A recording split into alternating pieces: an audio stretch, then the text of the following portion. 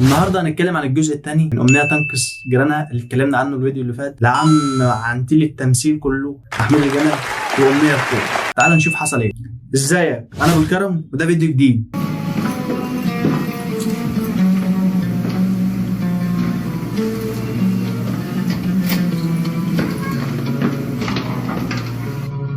طبعا دي نهايه الفيديو اللي فات. كان عندي كده محمود الجمل دخل البيت عمال يتلفت ومفيش حد غيره في العماره كلها اصلا، لان بتوع العماره كلهم ماشيين، فهو عايز يحسسك ان هو حرامي وخلاص.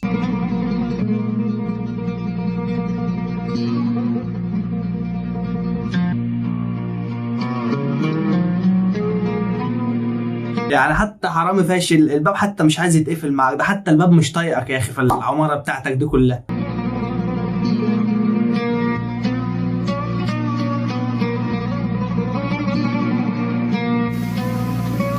انت جيتي يا سلمى؟ انت عامله لي فيها نايمه من اول المسلسل وجيتي يا سلمى وما جيتيش يا سلمى. هو انت نايمه ولا صاحيه بتخمني مين اللي فتح الباب ولا ايه؟ يعني ايه لازمه النوم بقى؟ ما تقوموا تصحوا وتفوقوا معانا كده. سلمى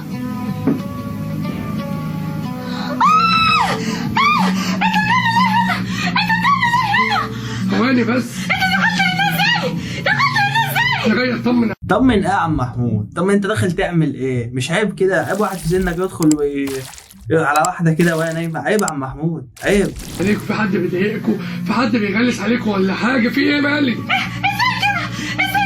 ازاي كده؟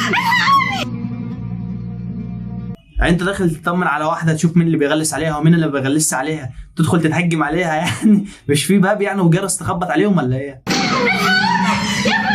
ثواني بس، في ايه مالك؟ يا فرنسا تعالي يا فرنسا يا فرنسا. ثواني، في ايه مالك؟ في ايه؟ بقول لك في مشكله على الدخول، في اي حاجه احلها لك، انا واقف معاك.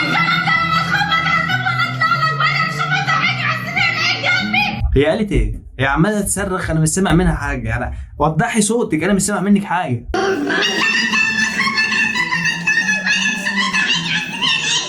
انا اصل جنبك.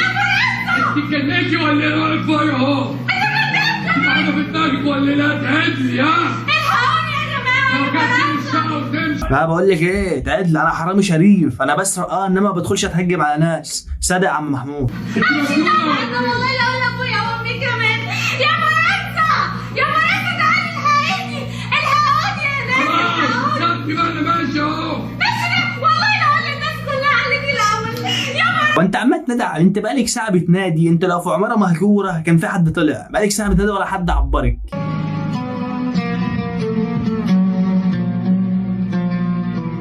يا فرنسا الحقي، في حد بيموت في حد بيتسرق فوق الحقي. يعني انت قاعده هنا مطريه دماغك خالص، ونعمل البوابه التمام. مالك يا أمنية وما لمتيش الزبالة ليه يا حبيبتي؟ يا ماما استاذ محمود يا ماما اللي انت كلمتيني عليه ده يا ماما، ماله عمل لك ايه؟ وانا بكنس يا ماما عمل لي كده يا ماما ومسك شعري يا ماما. ايوه وبعدين وانت قلت له ايه يا أمنية؟ هو قال لي بعدين، يعني انت عايزه تعرفي ايه؟ ده كفايه لو حد يقدر على شعرها بس. ده لو لمس الحيطه تخافي منه. يعني انت عايزه تعرفي ايه تاني غير كده؟ طبعا زعقت له يا ماما، قلت له اوعى تلمسني تاني، وكمان يا ماما انا فضلت انادي عليكي كتير قوي بس انت يا ماما ما ردتيش عليا يا ماما. في دي بقى انا مصدقك. في واحده فوق هتتضرب وما بقالها ساعه بتنادي عليها هي فعلا ما بتسمعش. يعني في مشكله عندها في السمع. كيش يا بنتي. بس انا اول ما ناديت عليكي راح هو ماشي على طول يا ماما.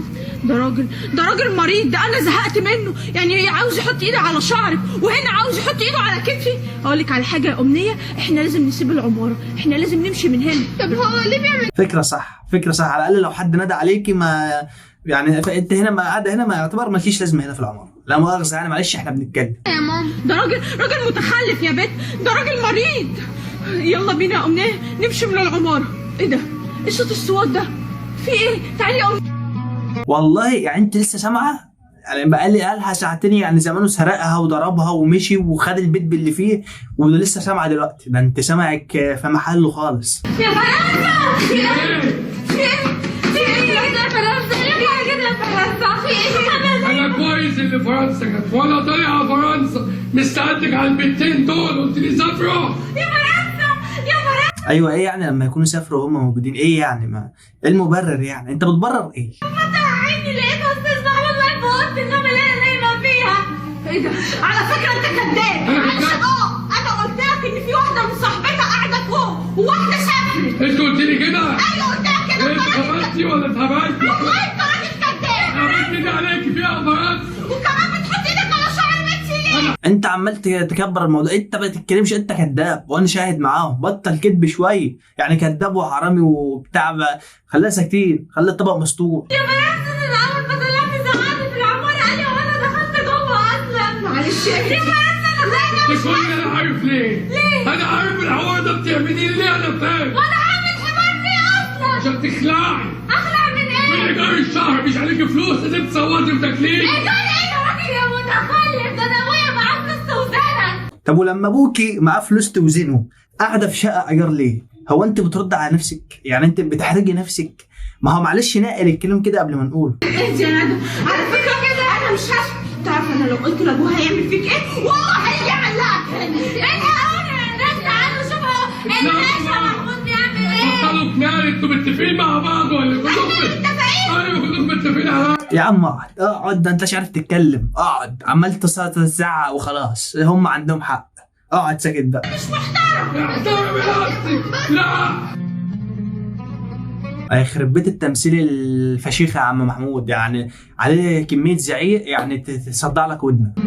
في ايه يا فرنسا؟ في ايه يا فرنسا؟ يرضيكي كده يا مؤاخذة؟ في ايه اللي حصل؟ الراجل اللي مش محترم ده يحط ايده على شعر امنيه، ينهار عليه عاوز يحط ايده على شوف كتفي. البوابه بتقول لي البوابه بتقول لي انا راجل مش محترم. والطلاق بوابه معفنه حقيره بتقول لي انا المحمود باشا اللي يعني اوطى واحد في العماره، بتقول لي انا كده. نايمه فتح علي الاستاذ ده واقف في اوضه النوم. يا نهار ابيض. انت بتكدبي، انت ما كنتش نايمه، انت صاحيه كل ما حد يدخل ايوه مين اللي جاي ومش عارف. انت قاعده غفيره في الاوضه مش نايمه. شويه مجانين بقى الساعه دي بقت هتلاقي فين؟ وانت دخلت دخل حمام داخلك وانت فاكر احنا هنسيبك ولا ايه؟ شويه مجانين كل دوت عشان تعرفوا ان جاي الشقه. والله بنتي انا في الشقه خلاص. فرنسا اطلبي النجدة يا فرنسا. هو عايز تعملي محضر فيه؟ هعمل محضر اكلم بابا كمان. انتوا اخواتي. هو ايه حكايه بابا اللي ولا بيحل ولا بيرد؟ طب ما تروحي تكلميه على الاقل يجي يعمل حاجه. انت كلام وخلاص. انت مش سايب حد في العماره، حتى الطفله الصغيره في الطلعه وفي النازله تحط ايدك على كتفها وتحط ايدك على شعرها. في ايه الهبل اللي انت بتعمله ده بالظبط؟ وانت مش لاقي حد يقف لك ولا ايه؟ احنا هنقف. ايوه كده اديله انا من الصبح وانا ساكت. شبشبيله زي اخواتي. اخواتك اللي دلعنا يا استاذ محمد. يا استاذ محمد انت راجل كداب ومش محترم على فكره. بنت بتشتمني. استاذ محمد. يا عم انت كمان، انت كنت نايم ولا انت كنت في ايه؟ بقالك ساعتين في خناقه وانت لسه نازل. ايه في ايه يا عم؟ هم بينادوك عشان تشرب سيجاره معاهم؟ ايه يا عم ما تقل الكلام كده يا عم. رحت لنار الشهر. يرضيك يا استاذ محمد، انا نايمه في اوضه النوم جوه، فتح عيني عليه يا استاذ محمود واقف لي جوه في الاوضه. قسما بالله ما هسيبك. ده غير كده يا انا مش استاذ هسيبك. محمد. يا استاذ محمد اسمع، في الطلعه وفي النازله يحط ايده على شعر بناتنا وعلى كتفهم. انت عارفه ينفع الكلام ده؟ يا بنتي كمان لسه شكالي مني. يا نهار ايه كل ما يشوفني يعمل لي كده على شعري. ده انت كمان مش عاتق ولاد الجيران اللي فوق. ده انت ايه يعني؟ انا مش عارف اقول لك ايه، الصراحه. يعني لا كبير ولا صغير ولا رجاله ولا ستات. يعني انت بقى ناقص لك الحيوانات كمان وتبقى ما عتقتش حد في الكون كله. انا مش هسيبك الا في الاخر. انا عارف انتوا بتعملوا كل دوت ليه. انت عاوزين اسيب العماره وامشي، عاوزين شغل. انت كده ماشي ومش هتقف في العماره. ايجارك بيجي لك لحد عندك. عيش دور الضحيه بقى. عيش لما يكتروا عليك وهيروقوا عليك. انتوا الايجار وبتاع، اقعد اتحجج بالايجار. الايجار اللي انت عرفنا بيه من اول حلقه في المسلسل ده. ايه مش حبيت ما تتكلمش خالص. ده اللي انت عايش فيه والكلام اللي ملوش لازمه ده. احنا مش هنسكتك على اللي انت بتعمله. بلدنا خط احمر. بس انا ماشي فين؟ انت مش هتنزل عليه. انا شايف بقى الست دي هي اللي عماله تزعق، والاتنين اللي وراها فرنسا وبتاع. يعني انت ايه يعني ما تتخانقوا واعملوا حاجه نزلوه. انت تقعدوا تزعقوا؟ ما هو ازاي ده لا يحل ولا يربط في الاخر يعني. والله قسما بالله لو ما جبت اسم لك وش. عشان تعمل الاسم اصلا. ايوه اسف اتعملت. لا محضر ايه ده؟ انا عايزك تعملوا محضر ابن فجره دلوقتي. ليه يا جدعان اتبسط زي اخواتي؟ لو عاوزين ابيع الشقتين اللي حيلتي هبيعهم، مش حابيني وسطيكوا قولوا لي. ده انت راجل اهبل بقى وعبيط، هوديك ده انت بتستعبط. انت مجنون، انت ما خلاص انت خلصت كل مصطلحات العبط، بقالك ساعه عمال تزعق. اعملي حاجه، اعملي حاجه في حياتك دي.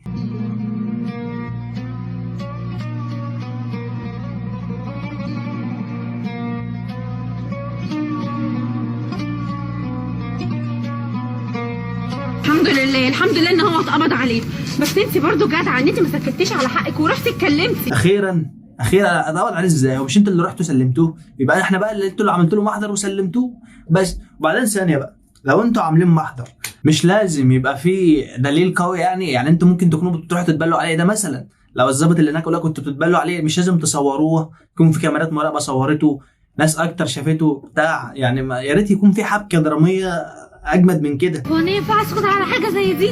بقولك فتحت عيني لقيته واقف في اوضه النوم. ايوه انت برافو عليكي جدعه، بس الحمد لله برضو ان احنا كلنا شهدنا عليه، كده كده القضيه لابساه. على فكره انا قبل ما اسمع صوت الصوات واسمع صوت ندى. يا ست اقعدي انت بالذات اسكتي خالص. انت ما بقى كنت مركبه في ودنك ما انتش سامعه، بقى لها ساعتين بتنادى عليك لحد ما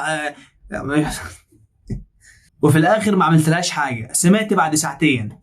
هسيب العماره وهمشي. ليه يعني؟ ليه احنا نسيب العماره ونمشي؟ هو اللي يسيب العماره ويمشي، هو اللي غلطان مش احنا. ايوه. وبعدين كده بقى العماره نضفت، الحمد لله ان هو هيمشي من العماره. الحمد لله. الحمد لله. انا مش عايزاكي تزعلي، واحنا كده هنا كلنا في العماره اهلك، ما تقلقيش. اقعد لوحدي تاني. وبس كده يكون الفيديو بتاعنا خلص، والجزء الثاني بتاع قلنا لكم خلص. لايك الفيديو، ما تنسوش بقى لايك وشير سبسكرايب. سلام.